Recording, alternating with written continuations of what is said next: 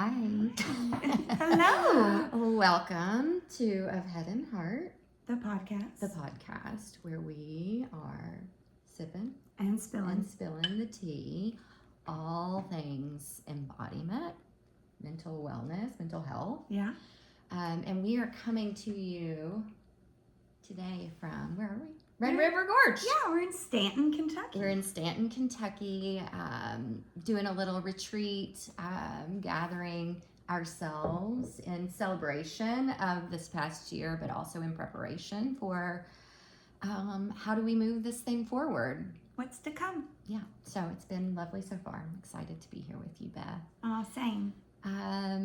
Okay, so let's take a moment to just welcome our bodies, our breath, clear a little space to be maybe a little more focused on the conversation at hand because we have a lovely one today. Oh, man. Okay, this will be short and sweet. Just find yourself in a comfortable seat. Maybe notice what's making contact with the floor or the chair or wherever you have found yourself in this moment in time. And once you get there, notice the connection and let the breath come into all of the spaces that you can find. Without forcing it, just breathing it in. And as you breathe in, maybe take a little bit of movement. And as you breathe out, also allow space for some movement with the exhale. So we'll take a few rounds just like that. So as we breathe in, maybe noticing our points of connection. And as we exhale, allowing some space for some movement.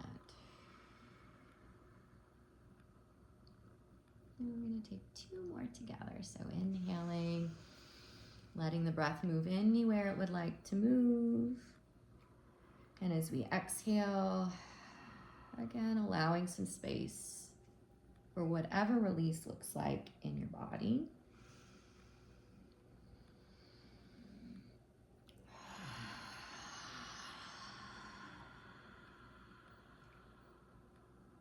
And then just pausing for a moment, again, of noticing. And just whatever you notice in that spaciousness. And maybe setting a little intention for your next pocket of time.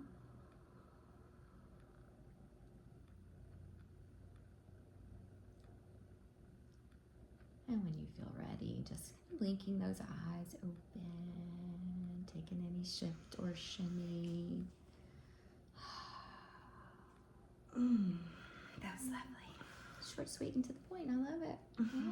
These practices, that's what I love. I just, right? Like it doesn't have to be, we can really gather ourselves, bring our energy back into our bodies with just A few moments. just a couple breaths. Right. Yeah. Okay, welcome. We are going to start off like we always do. What do you think? So a little bit of peeve and pleasure. You want to roll? Yeah, I'm gonna go first. Let me peek at my notes. Check your here. notes. I'm going real rogue today. Which is kind of the opposite of normal. Right? Okay. So my peeve, because I like to end on my pleasure. So my peeve recently has been instability or feeling ungrounded. And I think I put mama drama, first world problems, and a few weeks of introspection. So this season has been the anniversary of my mother's death. And I've also had a car wreck right after that. And so I think I go back to something that actually my therapist shared with me as my mom was passing, is like, sometimes we cannot ground. It's an ungroundable situation, right? And so I'm remembering in this season to embrace the other elements.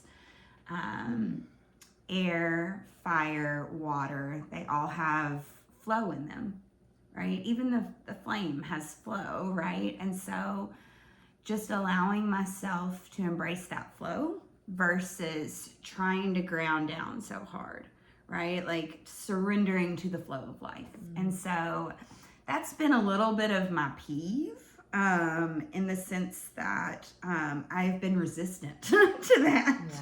I keep trying to ground down. And so, I think it's just, again, a remembering of like, what do I need in this moment? And also an acknowledgement, I'm very uncomfortable, right? Emotionally at times. So acceptance of where we're at maybe, and surrender to the flow of life has been my peeve. Okay. Yeah. Well, yeah.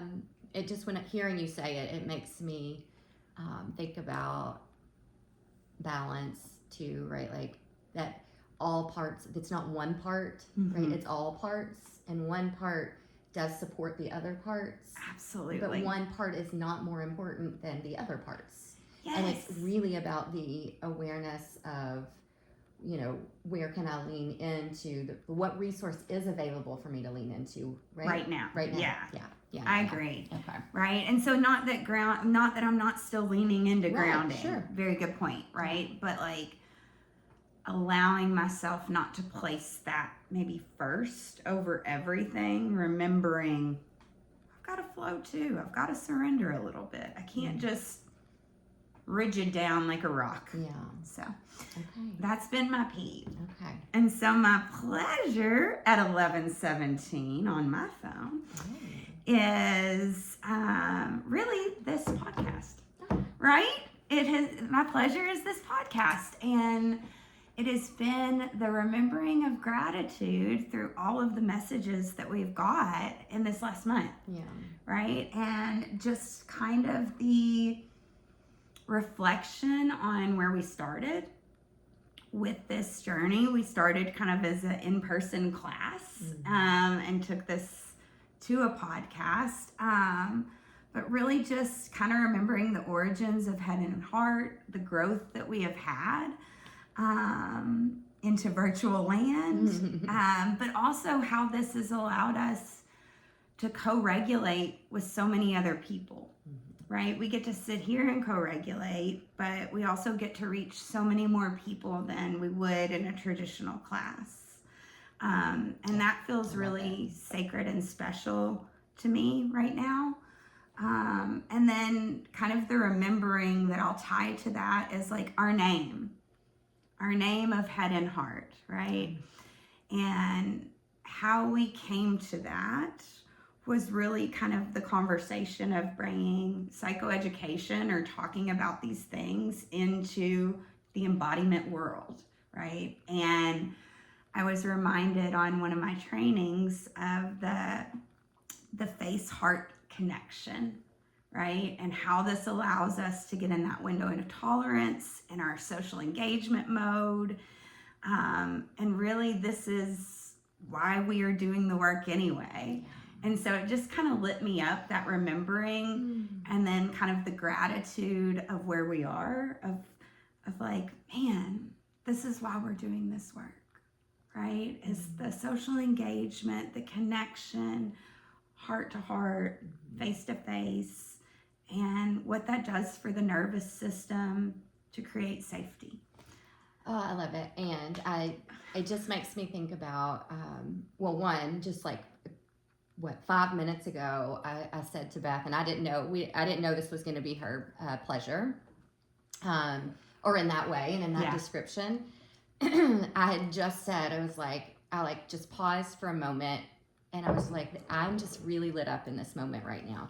The ability to do this with you. I don't want you to ever feel pressured, because I'm in love with this moment and how this is taking shape. But I just need you to know in this moment that I am completely lit up, like with joy, with gratitude, with that we have created something that lights both of us up. And anyway, so obviously I'm in the feels about that too. I love also how the validating it has been. It's been the journey of my experience, like my lived experience of my own embodiment journey.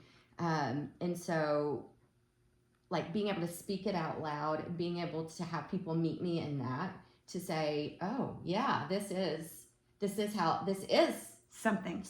This is how this works. It's not, it's a little outside of what, of how I was taught, right? Like, and so it's like kind of coming, anyway, there's just a lot of validation and joy in that for me, too. So I love that. Was there more to your joy? Let me see. I think that was all. Okay. Well, I do want to share a lived experience about the face-heart connection. Tell me. I don't know if I should do it now or at the end, but tell me now. Tell us now. Yeah, tell us now. So I'm going to throw Shanna out there. If you're listening, Shanna. So that face-heart connection, I just had a very lived experience of what this co-regulation, what that means. I thought maybe if somebody's not familiar with what that is or what that means. So I was leading a meditation series, and we had a group together where we met in person. And so we're all in this room, and I'm explaining kind of what the series is and what it's about. And I'm scanning the room, and my eyes land on Shanna, and there was a pause, right? Like there was a pause, and maybe I had asked a rhetorical question, or I had said something. And Shanna just is like, am I supposed to answer? Wait, did you want an answer? And I'm like, oh, I'm so sorry. It's like, no, you are a safe place for my eyes to land. I was like, it was in that moment, I needed a moment of grounding, and you were that face-heart connection for me. And it was a fun and lighthearted moment, and a moment, hopefully she felt too, I think, like, oh yes, we definitely have this, like, a safety, right? Yes. So it was a literal, I saw her face, I was able to hold her eyes, drop back in, be steady in that moment, right? But that to me is a really great example of this face-heart connection. Did that ding out loud? Anyway, sorry. Thought I had my things turned off. So anywho, okay, that is, and I have so much good. Thank you, Shanna, for being a safe place for my eyes to land. For all of us. For my face and my heart and my body. Really lovely. Okay. So tell me your peeve and pleasure, or tell us. Okay, peeve and pleasure. I'm going to take a deep breath, because I think when I was like pondering this week about what am I going to say, I've had some moments that tie the pleasure in, right? Like, so I'm going to also start with the peeve. And my peeve is, it's a little more global, right? Like, my peeve is the oppression of women and the oppression of care. And it is where my fire is lit. And then we have, there's been a lot in the news recently that just is, whether it is in your face, that oppression, or you have to kind of zoom out to recognize the pressure and the push down of women, and just this week, the profession of care, right? Yeah. And so that, it was just another reminder. I think it's my computer over there. A reminder that how alive this is for me, and the social justice root of, like, okay, this is where my energy is alive, right? And funneling. So anywho, the pleasure associated with that is that I've had these really big recognizing moments of the opportunity I have with my boys to change, right? To change the culture, to change, to make it, to be a change maker through them, right? I have no control over what they'll do, right? But I have this opportunity to be a guide in what that means, right? Like how it's the things that are happening in the world, right? Like, how do we show up differently, and without being so lectury all the time, or this. It's like, but what I had the moment in the last 2 weeks is I had one kid, as I'm driving down the road, like, we were talking about the landscape and the changing of the seasons, and this is a big thing. He loves fall, and like, he was just able in a moment to just like, oh, look how beautiful it is. And it was like, yes, you can say that. It's like, you can be safe, and you can say things are beautiful, right? I don't know. It's little things. Like, it was a pleasure for me that he recognizes and can say that. Yeah. Right? The other one was, I was leaving to come here, and, as I'm dropping Miles off at school, he just, as he was getting, like, before we even got to school, he was just like, I'm going to miss you and I love you so much. Ugh, Right? And I'm like, okay. that's the sauce. No, like, we're doing, like, I want them to be comfortable sharing emotion, right? And not so, I don't know. You know what I'm saying? So, Yes. so that the oppression of care and the oppression of women is the P, but my pleasure is the support and the care that I do receive from so many people in my life. And I think I read something recently that was talking about I'm going to butcher it, so I'm just going to hold it for 1 second and think how I want to say this. Basically, like, I think I'm fired up about these things because I have received the opposite of that. You know what I mean? So I have, not that I haven't received some oppression in my life either, but it's like I have been supported. So I recognize what support looks like. Yeah. So I can see the difference in when it's not supportive and when it's holding somebody down or back. Absolutely. Okay. So anyway, that's my pleasure, is that I, and my gratitude and my joy is, like, I have some beautiful people who lift me up, who support me. I have this opportunity with these beautiful boys to create safety, security, what that looks like, how you offer that. So that is, and I'm fumbling my way through it, just FYI, like, I don't get it right every time, right? But what do we say? Progress over perfection. So that would be my peep and pleasure this week. Beautiful. Okay. I love it. All right, what's on our agenda? We're going to share somebody else. Oh, yes. So we did. I think we're going to share like 5 different engagement, like people who've engaged with us. We're going to share. Some of them were written and some are voice. And so we're going to do our best to convey those. And let's start with Tony. Yeah, we're going to start with Tony. Lean in just in case. Okay, I just want to make sure they hear because it's so beautiful. I've got my little alien eyes if you're watching me. So this is from Tony, and this is her response when we asked just how gratitude is kind of showing up. Yeah. So Tony replied, in this season of my life, I find myself slowing down and really letting gratitude take up space. I'm soaking in time with people I love, feeling the weight and the sweetness of how precious time truly is. There's a new grandbaby on the way that has arrived, and that has shifted everything for me. It reminds me of beginnings, of hope, of how life keeps expanding in ways we don't always expect. Gratitude has softened me. It has reminded me that I don't have to rush to the next moment to find meaning. It's already right here. After surviving both addiction and trauma, there's something sacred in the quiet now.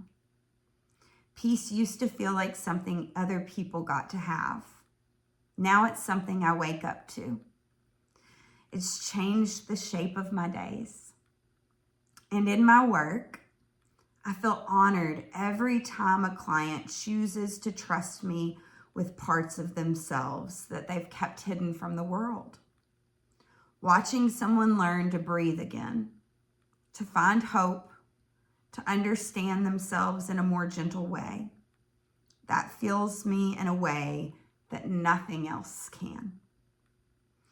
It's not just the progress I witness, but the connection, the courage, the shared human experience of walking someone back to themselves. I don't take it for granted that people let me hold their stories. Mm-hmm. So what is filling me right now is the awareness that my life has been hard and complicated and beautiful, and I am still here. I get to love deeply. I get to witness healing. I get to welcome a new life into my family. I get to rest in safety once I believed that I could never had. Gratitude hasn't just shifted a moment for me. It's changed how I see everything. I have goosebumps all over my face. So I think the thing that stands out for me, I mean, there's lots of things that stand out for me on that. But one of the things that stands out for me is just the shared human experience of walking with someone and the connection, right? And I also think the idea of, believing that we don't deserve, right? And shifting that paradigm to where we do believe that we deserve joy. I think that's something that so many people struggle with, actually. Yeah. And even like if I put it back on myself, right? The other day I said in class, I said, my friends have reminded me that I need to have gratitude. And I was actually talking about you and another friend, right? But it's like I was in a heavy season, right? And some of my friends were able to remind me how much you have to be grateful for, right? And so I think it really comes back to like, what are we choosing to sit in, right? And how can we shift that perspective just a little bit? I think so. I want to say, and besides the fact that I'm just lit up from just hearing, like, and I think when I wrote Tony back to, like, one, say thank you for engaging and sharing. It's so vulnerable and so beautiful, and it allows people to, I think part of what my hope is that we do is that we expand this, we open ourselves to other possibility of what life can look like, right? So what my understanding of gratitude or embodiment or mental wellness or health, whatever, right? Like when we hear different perspectives, it's like this opportunity to like experience life a little differently. So thank you so much for laying it out so beautifully and so thoughtfully. Like it's felt that this is a lived experience. Yeah. It's not a platitude or a like. So my issue always, like I've talked about this in many episodes. It's like I had my own struggle with gratitude, and it was like it always felt forced or fake, or like why do we only do this at the holiday, or why blah blah blah. And so I had this big resistance to it. But that was because I wasn't leaning in. I didn't understand. I didn't know what that really felt like, right? And so it was a journey. It's a journey. And like something you said too made me think about, again, this back to and both. It's not that, I get it. Like it's like we feel like, are we worthy of the gratitude if we have some type of history or not enough, or have done something that's less than, or whatever, like where do I get to fall in this? Where's my worthiness of this gratitude? And I think for me, it's this, again, understanding, like broadening out so that both are true. Like it's not a mutually exclusive. Yeah, it's not. It's like this thing, I can be heavy in the sadness, and within that sadness, I can see the joy of my support. Yes. Or I can see the joy of the fresh air, or I can, like, it's not saying that this thing isn't here too. Yeah. Right? Like that this thing isn't, and we don't have to be, we can experience all the feels. All of it. Yeah. Yeah, all of it. And there's, anyway, okay, I could ramble all day about stuff. So, okay. I love it. Thank you so much for sharing. And this is what's making this little segment so powerful is the sharing of stories. It's a big thing for me, sharing of stories. So I think she mentions in that it didn't change a moment, it changed everything. Mm-hmm. So I think let's talk a little bit about the science of gratitude, just to have some, we like to have the science grounding. The science grounding with the the felt sense, right? We know it, we believe it because it's felt, but there's also this like science that's holding this together too. So can I read what I sent you by text about that? And then we'll just kind of riff a bit from there.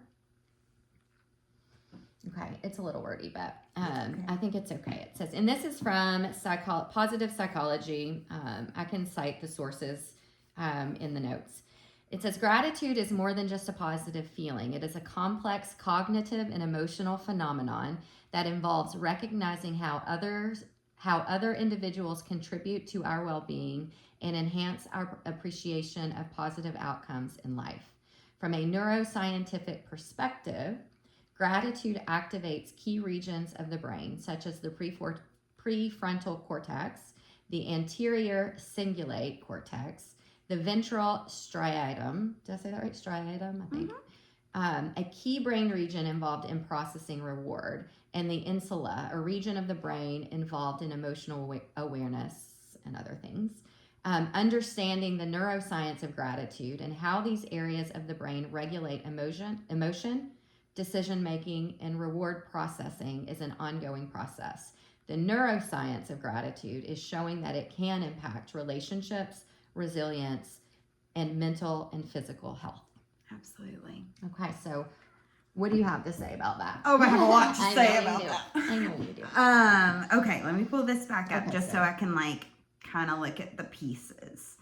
So when we talk about the brain and kind of what is active here, right? We don't maybe necessarily have to use all these big words, right? But if we think about the front of our brain, like kind of where we imagine the third eye kind of being, if you're just listening, that would be our prefrontal cortex, right? That doesn't come online until we're until we're about 25. So that's our big decision-making area. Right? And the other areas that we're kind of talking about in that particular article are more kind of in this limbic area. So we have a kind of a C circle.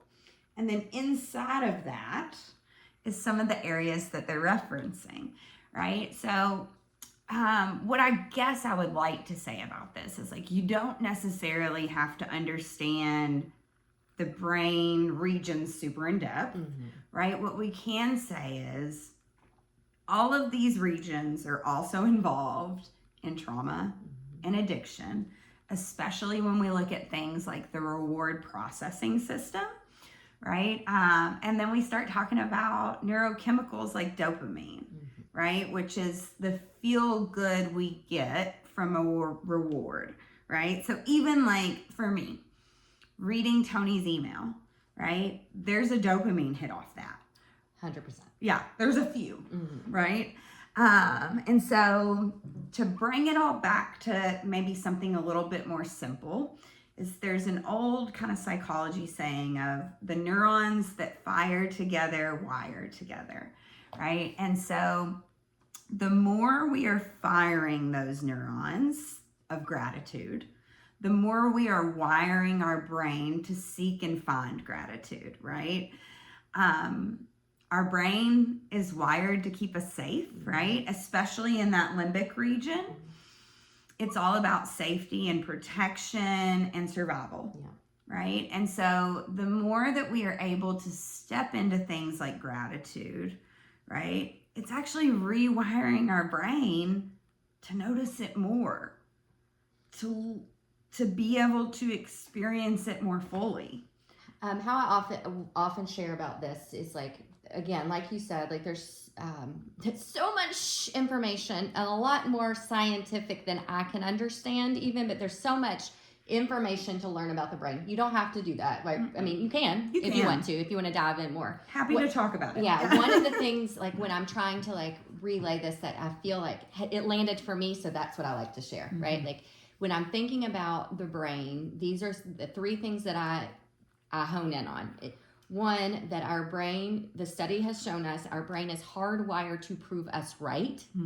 And the other component, our brain is like Velcro for the negative, right? Not because life is shit, but because it is meant to keep us safe. It's trying, it's pinging, right? To make sure that we're in it, like constantly looking for safety, So to keep us alive, right? And so knowing those two things, knowing the third thing, that neuroplasticity, Yes. that we can change our brain, right? When you know those three things, you can better understand, or I can better understand the importance of intentionality. So giving our brain something something more positive to lean into. And for me, in my own lived experience, I was just telling Beth earlier, it's like my homeostasis can tend to be a little more melancholy. See? Okay, so I'm a big feeler.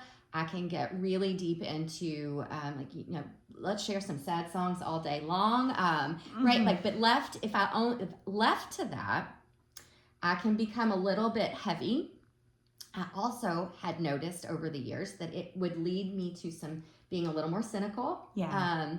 And listen, I'm not mad about that all the time, right? Okay, whatever. Like I like all parts of myself. However, this has been such a powerful truth. Yeah. This leaning into the joy, finding the joy, the heart, right? Like whatever it is that to me, gratitude, joy is a tendril of gratitude. And so knowing those three things about the brain, it solidified for me the importance of, and then my own lived experience. And it's what people are feeling. And this just to me gives the little bit of like this foundation. Is why. This is why that's happening. So the analogy I often use at work when I'm kind of explaining those three things you just said, right, is like, and particularly when I'm talking about EMDR, I might use this analogy, but I use it all the time regardless. Is like, if you imagine an old dirt road that is rutted out, right? That may be the negative cognitive path, right? Mm-hmm. And then if you imagine that neuroplasticity, right, that we are building a new road in our brain.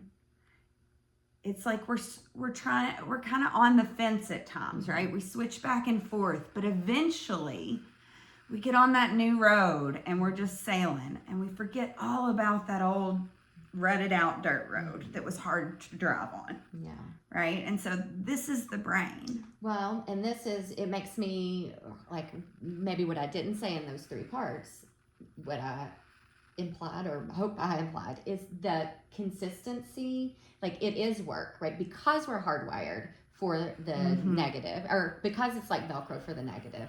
Like it's so important that we find the consistency, the repetition, that we continue to lean into those joy moments. Like I wish the joy moment stuck like Velcro, right? But it's not the same thing. It's just, unfortunately, I wish I knew that, right? Like, anyway, so it is. It's like that's why this is called a practice. It's like why yoga is called a practice. It's like same thing with the joy, like the intentionality or your joy journal, your gratitude journal. Like why these are these tools that we use.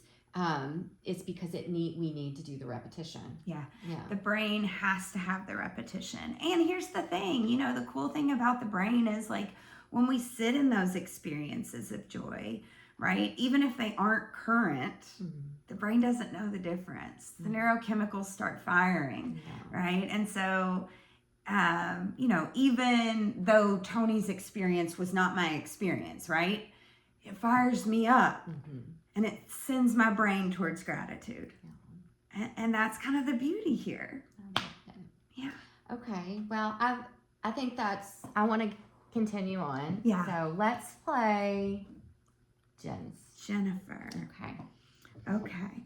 So Jennifer's is a voice memo. So we're just going to hold it up. So I'm going to hold it up over here next to the microphone. And we're going to make sure the volume's on. Okay. So here is our sweet Jennifer. So what I know about gratitude is that when we receive gratitude, when we receive words of how much we have helped someone, when we receive that help, that is what allows our brain to light up with those beautiful neurons and spaces that create all of those beautiful chemicals that make us feel loved, seen, validated, and listened to. And so I am definitely in the season of gratitude. I have so much gratitude for all of the people who have helped me and my dad to heal after he fell and broke his hip early in October. All of the people who have just sent me kind words, loving thoughts, healing prayers. And I'm especially grateful for the gratitude I have for all of the staff at the nursing home where my dad has been since October 21st, and will be for several more weeks as he continues his healing journey. It's very interesting to be in a place of this moment and this experience with him, and to see how the staff have been kind to him, have treated him with respect and dignity and compassion, and me too, as I navigate this brand new world and experience. I just have a lot of gratitude in my experience and understanding of what a nursing home was previously to being a consumer by proxy of my dad. It was quite negative. However, I realized something about the first week in, and I think this is where my heart space really shifted. That I have seen daily, multiple times a day, hardworking, loving, kind healthcare workers providing the best care possible for individuals who are having their worst moment, their worst life, whatever you want to call it. And they're treated with love and kindness. And to see that and witness that and then to experience that with my own dad, it's really just phenomenal. And so I had a big shift in my heart space when I saw that and I realized that. So much gratitude for healthcare, so much gratitude for Hillcrest in particular, and how they have helped me to carry the load, how they have provided physical care for my dad, knowing I am only one person.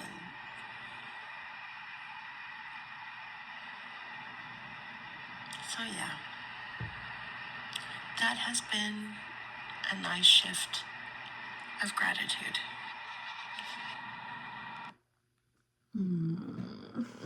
Thank you, Jen. Thank you, Jen.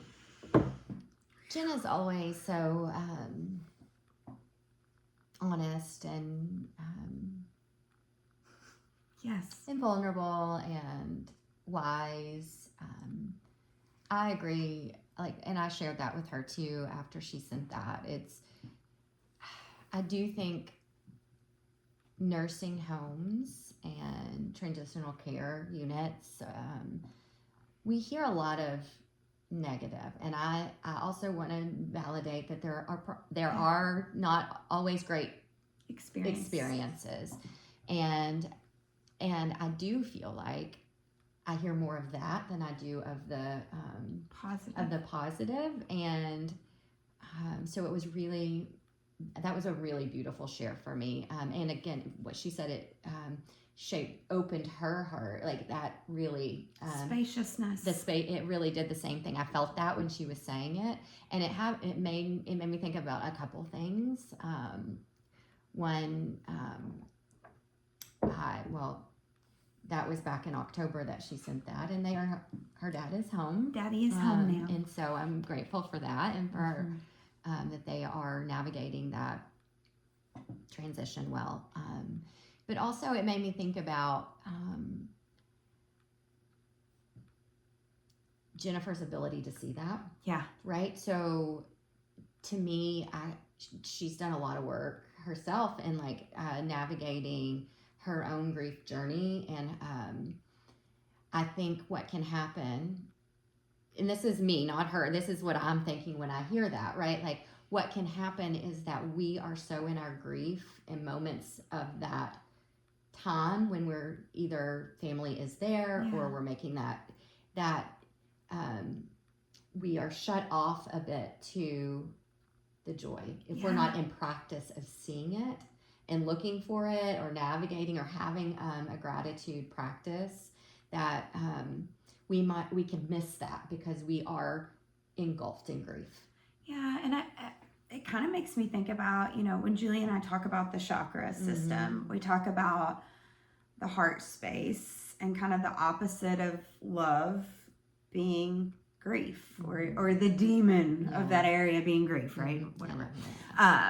Another conversation for another day. Right.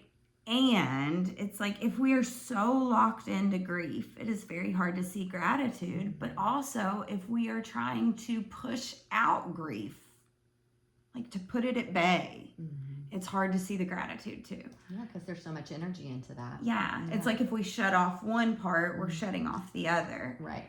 Yeah. So I think it does take some profound work to be walking in those spaces and still see gratitude or joy, right?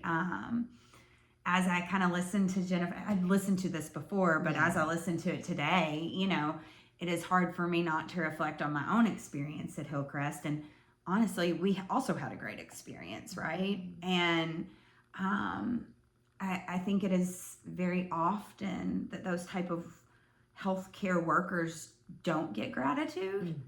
And like, I went back after my mom had come, she came home for a little bit, right after she had come home, and I took them all gift baskets from my work because I was just so profoundly grateful that I could have some respite and that I knew she was well taken care of. So I think that those are grief are hard spaces to see the joy in, and the ability to do so is also kind of what fuels us to get through it. Yeah. It makes me want to just say here, of course, yes, thank you for sharing that. I think it is all of that. And how, like, just saying that language of, if you're not in this practice of doing this, so what could we add here that's like, what is a practice? What does that look like? Yeah. How do we do that? And I can only say, for me, like when I have been struggling, what works for me is to offer that kindness out to someone else. Absolutely. It's like recognizing I might be in some pain, my feelings are hurt, or I'm, weighty. And what brings me joy is to recognize somebody who is, I don't know, whether it's a friend or an experience that's happened, but like recognize that, offer something, whether it's a note to that person or, again, whatever, like, doesn't have to be something that you buy, like, but it just offering up that kind of offering gratitude to someone else or kindness to someone else helps me remember, and watching that expression of, oh, thank you so much for seeing me, or whatever, or recognizing me in this moment. And how often when I've done that have they said, you have no idea how much I needed that, right? And it's like, well, I needed that. Yeah. I needed it. And so I offered it out. And so that has been my one of my favorite ways to practice, and I didn't even recognize it at first that it was I was doing, that it was a practice. For other people, it's a journal, or it's a, but that's one way. What might you say as far as leaning into or practicing? Joy, I think, well, I love to teach clients about the Juju game, which is the Julie game, right? Where she finds little hearts and takes pictures. I think that's a lovely way that lots of people can understand finding gratitude, just because we all are connected to our phones and stopping and pausing, taking a picture of a heart, right? So I often teach that game to people in session. But I think it's just the stop and pause for me. And also I find that my friends remind me. Right? Like I notice, because now at this part in my journey, maybe when I was younger, I was much more obviously melancholy. And at this point in my journey, my friends will notice when I'm getting in that space, right? And they'll say some words that maybe call me out in a soft way. And that to me is the best remembering, right? Of like, seeing outside of myself or seeing the bigger picture, right? And that does require a pausing. For me, I think, like that is also like the best way for me is to also just remember. And how do I pause? Is taking a breath, right? Really, it's like calling the breath back into our body, embodying, coming back in to notice. Sitting in. But it is also just like the physical practice. This joy or this gratitude is a practice. It's like when I'm in this, and I had this conversation, maybe with Jess, I can't remember, but how it's not, it's really hard. Like this is when it's hard, is when we are like really struggling or really heavy or really weighty or really sad. And it's not that we're neglecting that, but it's like in this moment, it's maybe it is just this breath coming into my body. It's my ability to just pause and recognize that I need to take a breath. Maybe that's it. That's all. That's what I've got the gratitude for in this moment. It doesn't have to be like something manufactured, a big performative. Thank you. That's what I saw you. Performative. It doesn't have to be performative. It could be, I'm looking outside and I see the changing. The leaves are shifting, right? They're about to fall off this tree. It's like recognizing and just seeing that, to be present, right? For a moment. I also think vocalizing, right? Like this morning, right? As Julie and I got up and prepped to set all this up, right? These lovely chickens came out, right? And Julie said, "Hurry, the chickens are out here." And I said, "Oh my God, I'm so excited." And I ran out the door, right? It's like just even voicing our excitement. Oh my gosh, I'm so excited. Oh my gosh, I'm so happy to see you. Right? I'm looking forward to this weekend. Just voicing those things. Again, that can be the practice. It doesn't have to be, I sit and meditate on gratitude for 30 minutes. Yeah, that's fire. And that's one resource. Yeah, there are so many others. That may not be accessible in a moment of crisis. Crisis. Okay. All right. Well, do you want to continue on? Let's hear from either one of those. Okay. So let me pull these up. We have, let's see which one we find first. How about that? There's Tony. So next up we have Beth. Okay. But not this Beth. Different Beth's gratitude moment. Let's hear what she has to say. Okay. So, for me, gratitude is a shift in perspective. I heard a mom once ask her son if he was using an attitude of gratitude, and I think that's such a powerful question to ask. When I was going through breast cancer treatment, I was in a support group that was for not just breast cancer, but for anyone going through cancer treatment. And one of the participants in this group was going through brain cancer. And for me, that was a defining moment. I was so much more fortunate and grateful that I was going through breast cancer and not brain cancer. And so just that shift in gratitude has changed everything for me. Oh, Beth. I'm grateful for Beth's health. I appreciate Beth's willingness to lean in and to share along her journey. I've known Beth for quite a while, and I'm simply grateful for her presence in my life. She is just such a supportive and willing and open. Yeah, that's what I was going to say, open. And it, our health, I think when we just, anytime we have whether an injury, an illness, it does shift perspective. It really, we may have, not until that moment, really appreciated, like she said, or an attitude of gratitude, like appreciated what capabilities we have until it's at risk of losing that, or it's our health is, we take it for granted sometimes until it really kind of hits us. It's like the whole our conversation last time about aging, and like, wow, until it kind of hits you in a moment, right? Like, and what's important for me is to, like, even if I haven't had that experience, right, I can relate or hold space for people who have, and recognize and let it impact me in a way that's like shifts my perspective, right? Even if it hasn't been my lived experience.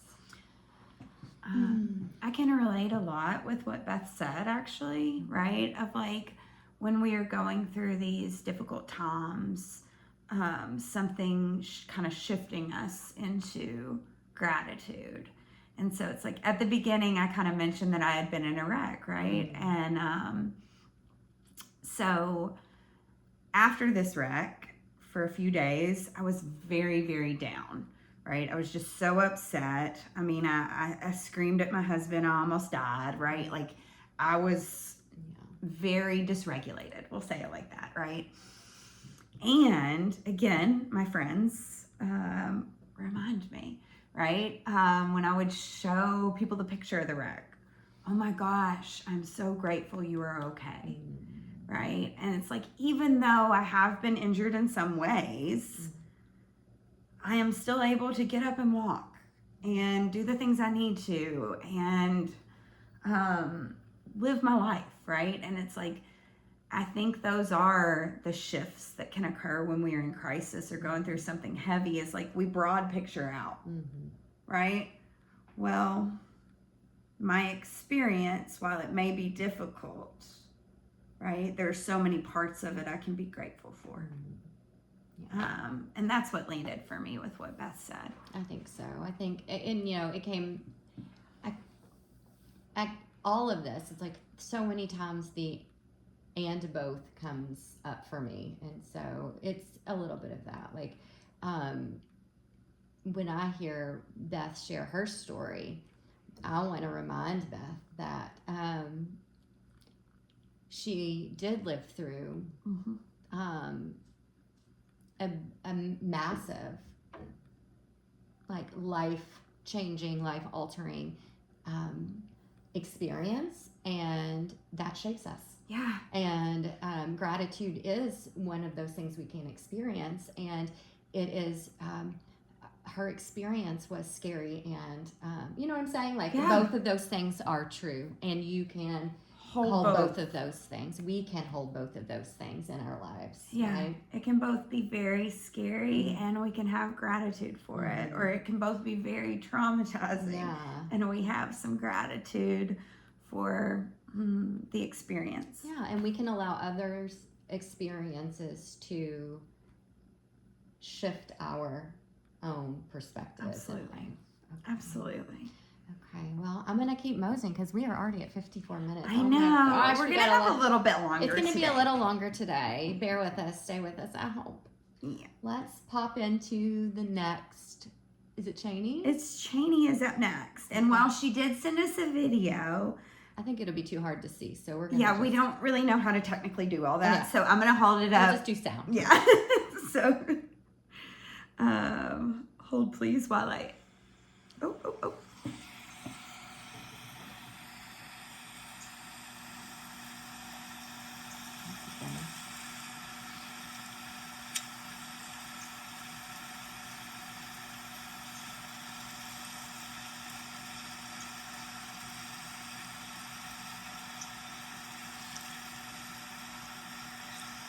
Good morning.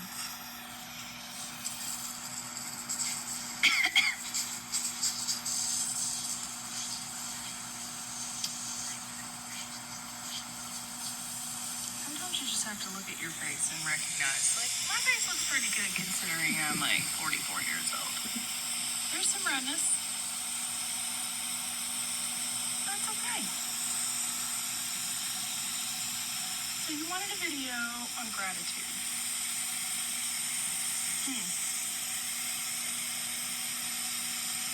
That's a hard one because every day the world wakes you up and reminds you how difficult it is to be here. And every day it's easy to get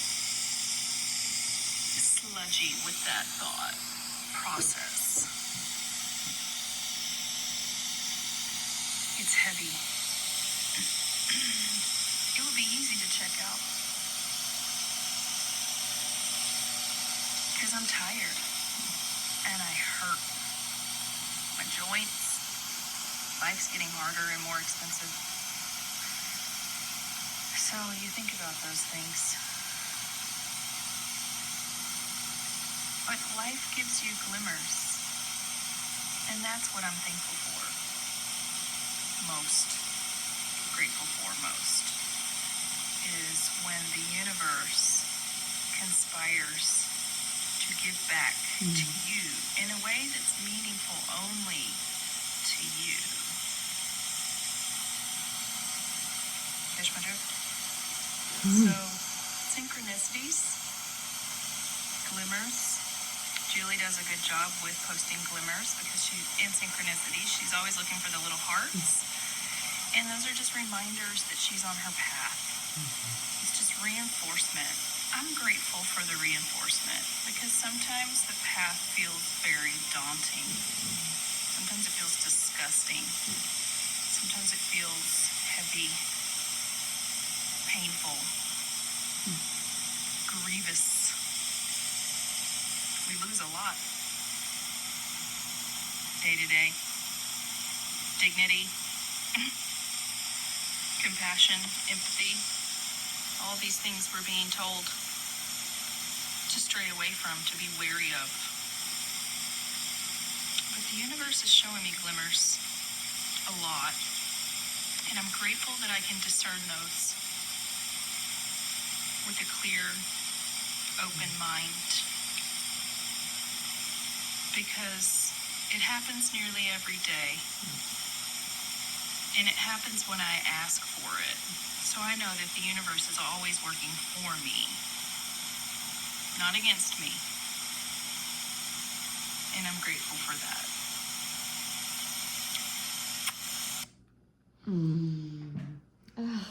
Thank you, Cheney. Thank you, Cheney. I wish you all could see the video. Because it's fire. It was good. It was lovely. I didn't expect a video, so it was nice to have somebody engage in that way. Thank you for sharing. I'm really touched by the heart that people are impacted by the hearts. It is meaningful to me. The synchronicities do mean something to me. really appreciate that other people recognize it. So thank you. And thank you, Janie, for referencing it too. I'm glad it meets people well. I'm grateful for that. I loved the glimmer conversation as we bring it, as she's talking, just lived experience, right? As she's talking about that, my nervous system was lighting up. Yeah. Right. So the glimmer is nervous system, right? We talk about it in polyvagal theory. It's like, this is a felt, like embodied embodiment thing. Yeah. Yeah. So, glimmers is like a newer term since I've been a therapist. And, how I was introduced to it is like the opposite of a trigger is a glimmer. Okay. I like Right? that. And so the glimmer is the thing that distracts us or pulls us away from the triggering things, right? The way I teach this as a former video gamer when I was a young child is that these are the Easter eggs. These are the Easter eggs along our path that remind us that we are on the path we are supposed to be, right? As we've been on this, I said, as I read this at 11:17, right? And right before that, maybe an hour before, I looked at the time and I said, Julie, it's 11:17. That was the time of my birth. That's the number I have with my mom, right? And it's like those things, those little Easter eggs help us to know we're right where we're supposed to be. We're doing exactly what we should be doing. Anyway, Right. but we are on the path, right? And they're everywhere, but it's really about us opening our eyes and awakening to the fact that they are there, right? We have to notice. Well, and I shared recently too, it was like that messages and signs, the universe is there to support us. God, universe, spirit is there to support us. And when I am open to those most is when I'm in practice, when I'm in the, regardless of the resource I'm using, right? Yeah. Like it's not one thing. I just want to reiterate, like I have a lot of tools in my tool belt that keep me in my body and keep me present. And when I am leaning in consistently to my resources, is when that channel is opened and it's more clearly received. I'm more capable of receiving the messages that do nudge me along to say, okay, keep going. This is right. This feels, you're supported. Even more than it's the right path, it's just that you're supported. Yes. Right. Like you are met in a moment and you're supported. So I loved it. Thank you for sharing. Yeah. Thank you, Janie. Thank you. Oh, it's your turn to share, Jess. Oh, okay. Can I use your phone? Yeah. Okay. This is our last share of the ones that we received that we're gonna pop onto here, and then we're gonna close it out with a little more. After this, we're almost there. Hang in there. Okay. Jess writes, how gratitude changed everything. Y'all know I had to jump in on this one. Here's a little story about how gratitude quite literally changed my mind, body, and spirit. Very early in my recovery journey, I began working with a sponsor, who is still my sponsor to this day. She gave me 2 simple instructions if I wanted to work with her. 1, meet her once a week to work the 12 steps. And 2, text her 5 things I was grateful for every day. Simple enough, right? Except at that time in my life, feeling grateful for anything felt completely out of reach. Still, I did what she asked. I wrote those 5 things down in a notebook and sent her a picture each day. In the beginning, my answers were the standard things you hear in recovery circles. I'm grateful I'm not in jail. I'm grateful for my sobriety. I'm grateful to be grateful.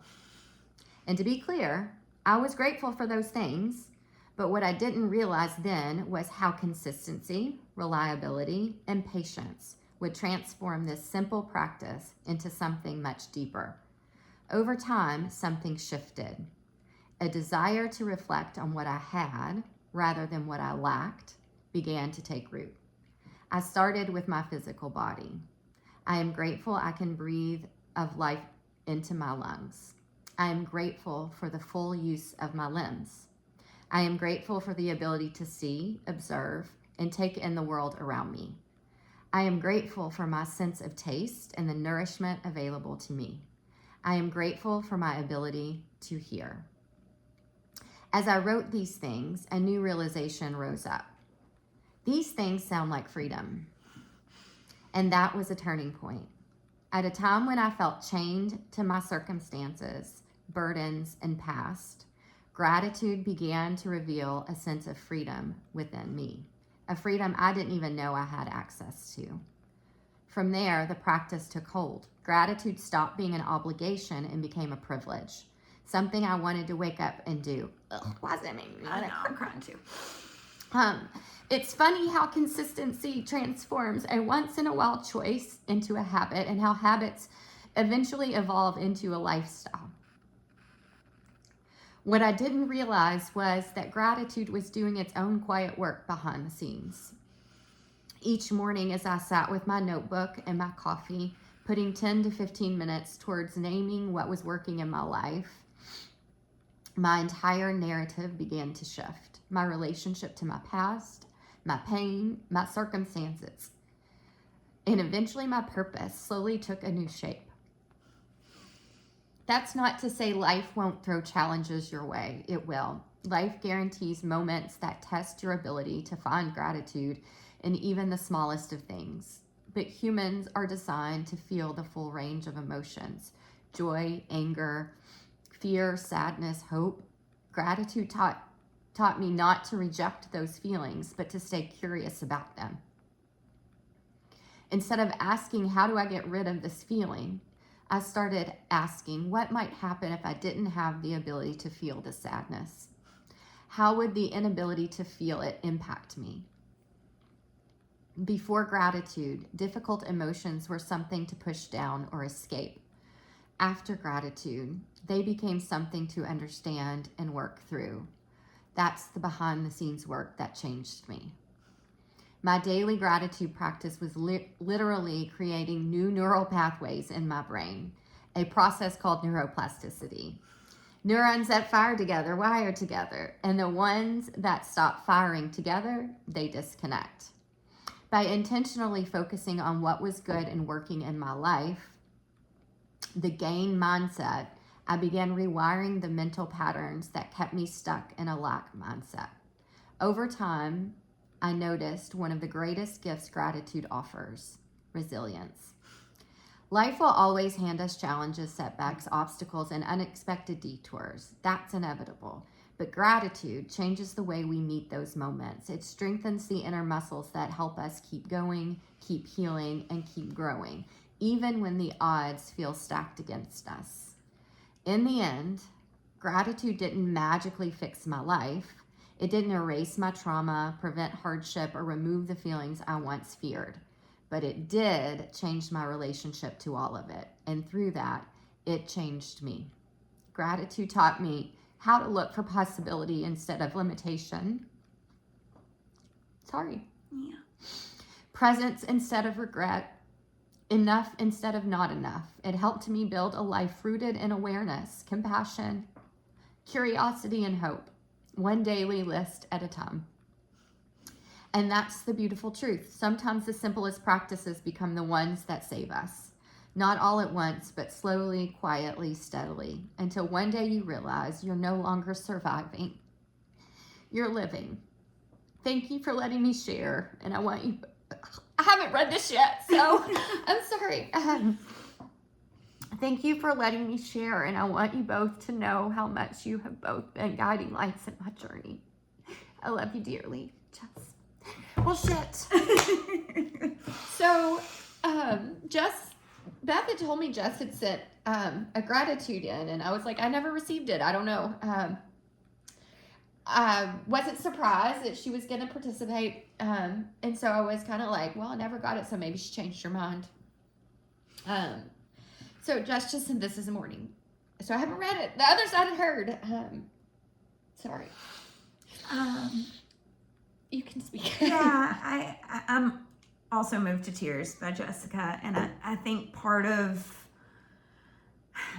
part of why it is so moving to me is like when I was talking about friends reminding me to be in gratitude, it was you and Jessica, right? And it was just small things, right? And Jessica has a nice way of calling you out in a soft way to bring you back into the gratitude, right? Well, have you thought about this? And so hearing her story and, you know, her journey to gratitude, God, Jessica, I'm grateful for you. I'm grateful for your recovery journey, and I'm grateful that both of us get to be a part of it, to see you grow, because man, how beautiful. And I feel that way about every single person that shared, right? We just hadn't read Jessica's before we got on here, and so we got a little teary. I think for me, like it's a privilege of my life that I get to watch people come into this practice, to watch it impact their own experience. I see myself in Jessica. We don't have the same, obviously we don't have the same story, it's not right, but there's some similarities in the way that we meet life, and and both, again, just coming up and how she completely embodies that. I remember Jessa went through our teacher training, Yes. And so we have gotten to know her. I have gotten to know her through that. Beth has a relationship with her already, but I got to know her through this. And I remember I got emotional then too, but during the training at one point, she was in a moment, and I had to say to Jessica, you are one of the most grateful human beings I have ever met in my entire life. And she needed that reminder in the moment. And it's like, she's like, I think I need to lean more in. I'm like, hold on, you can have this moment, but just so you know, you exude gratitude like that. You are a walking example of gratitude. It's in the way that you speak, it's in the way that you communicate, it's the way that you show up for your people. And so, anywho, it's like, it's a little tender when you get to be a slice and watch some growth in someone, or connect in someone. And so how beautiful.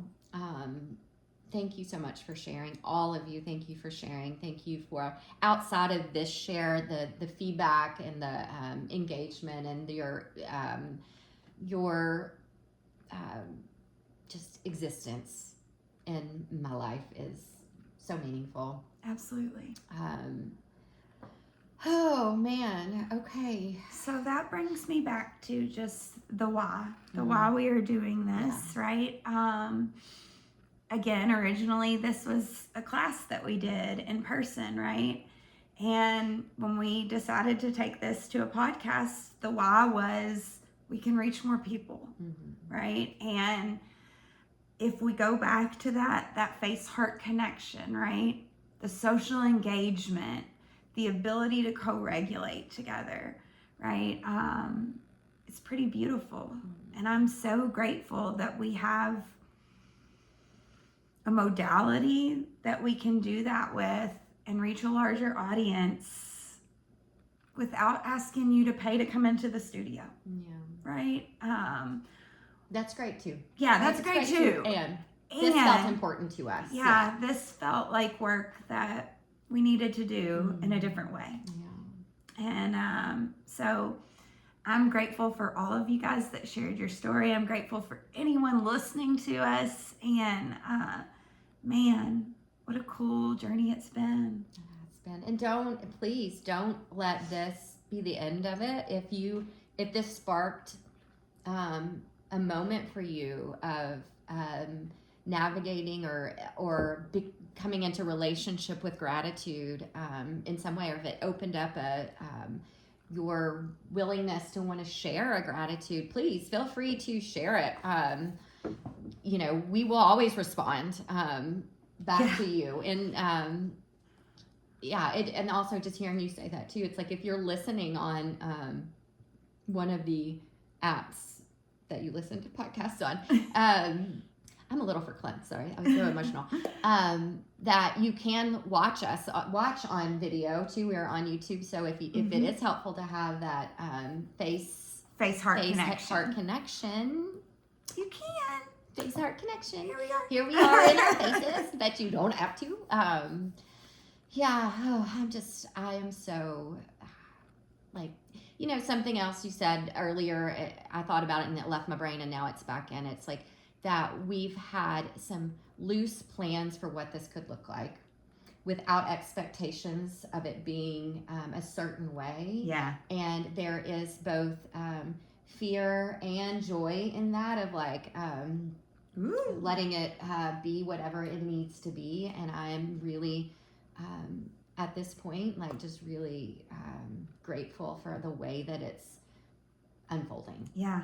Right? Yeah. It's a process. Again, not perfection, but a process. And I am really grateful to you for I'm grateful to you. leaning in. Okay, so let's wrap this up. What is that? The closure. Let's talk about, we are going to, I did mention and throw out there about, in a token of our gratitude, let's just keep it all themed up. Token of our gratitude, I was thinking about things that we have mentioned over the course of this year in this, what I'm calling this season of this episode or this podcast.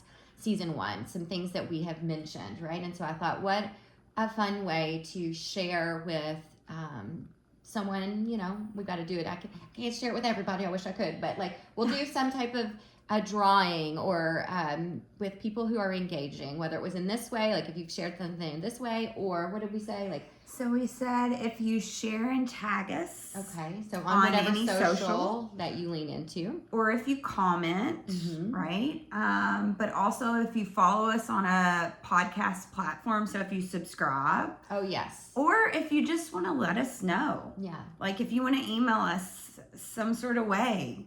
If you want to engage with us in any way, we'll enter you in that drawing for maybe a few of our favorite things that we've mentioned over the season. That we've mentioned and have been some type of part of our journey. Yeah. Right? Like that brings us back to ourselves or has been helpful in keeping us present. Yes. So we will gather that and we will announce that on our next episode, which I'm not sure when it's going to be, but I'll post, so you have about a month, probably give or take a month to engage if you haven't. And that's all I got. Yeah, that's all I have too. Oh, that was really good. So maybe I'm just going to close this out in a simple way, Juju. Okay. So maybe let's do hands at heart center. Okay. Maybe bowing a little bit of reverence or gratitude. Taking a few breaths in.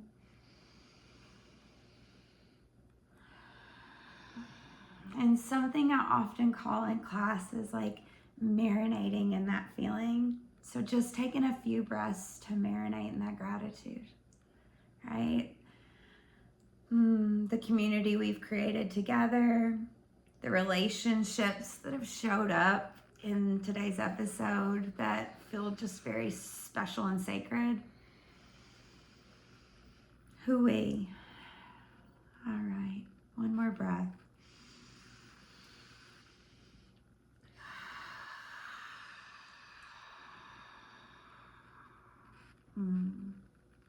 Thank you.